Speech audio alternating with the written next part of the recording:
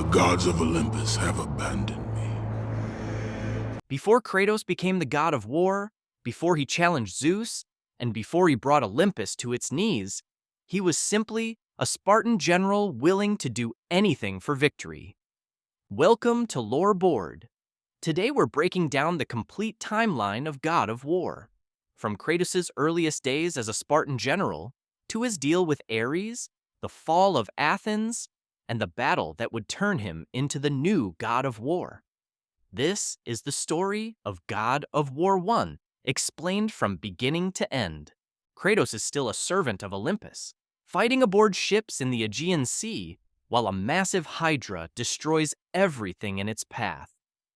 Sent by Poseidon, Kratos cuts through undead soldiers, climbs across wrecked ships, and battles the Hydra's smaller heads before facing the main beast.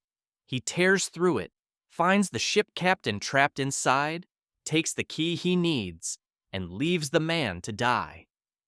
After killing the Hydra, Kratos calls out to Athena.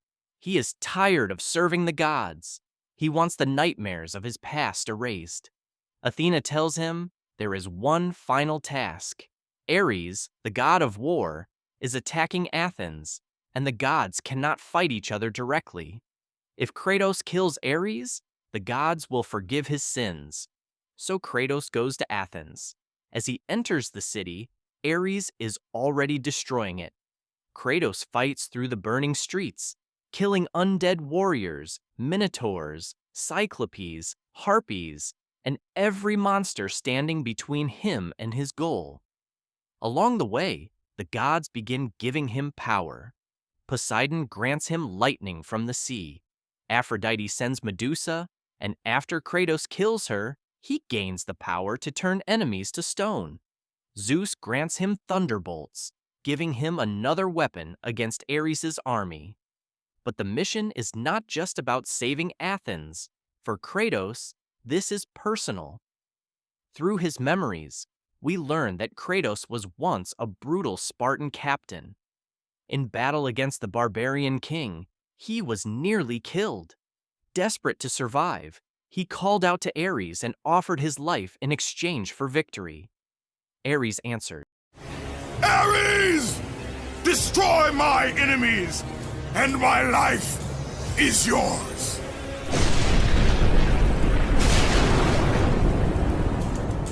He destroyed Kratos' enemies and chained the blades of chaos to his arms, turning him into the perfect weapon.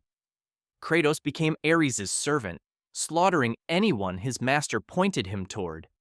But Ares wanted to remove Kratos' last weakness, his family. During one raid, Kratos attacked a temple without knowing his wife and daughter had been placed inside. In his rage, he killed them. When he realized what he had done, he broke from Ares forever. The village oracle cursed him, binding the ashes of his dead family to his skin. From that day on, Kratos became the ghost of Sparta. Back in Athens, Kratos fights his way to the oracle. He finds her trapped and saves her from Ares' forces. She tells him the truth. No mortal weapon can kill a god. The only thing powerful enough to destroy Ares is Pandora's box. The box is hidden far away in the desert of lost souls, locked inside Pandora's temple, which is chained to the back of the Titan Kronos. Kratos leaves Athens and enters the desert. There, he follows the deadly songs of the sirens through the sandstorm. He hunts them down, kills them, and opens the path forward.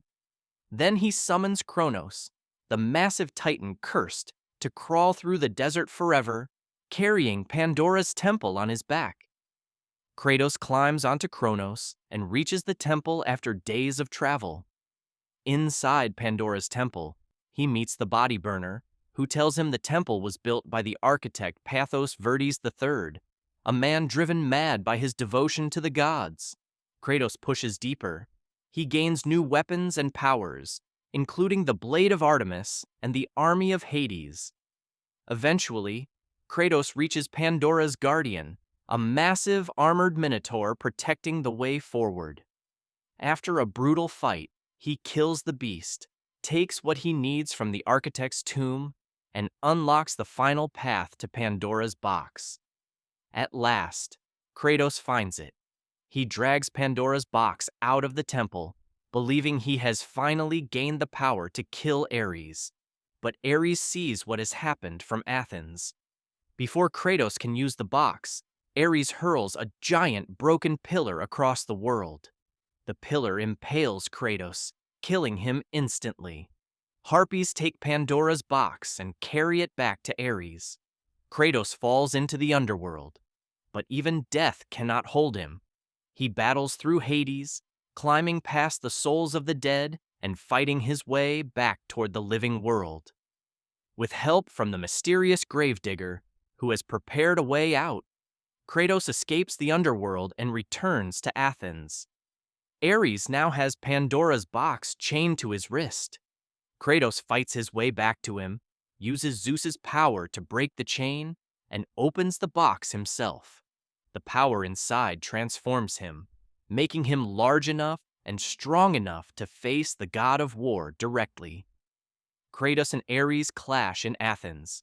Ares tries to destroy him with raw power, but when that fails, he attacks Kratos' mind.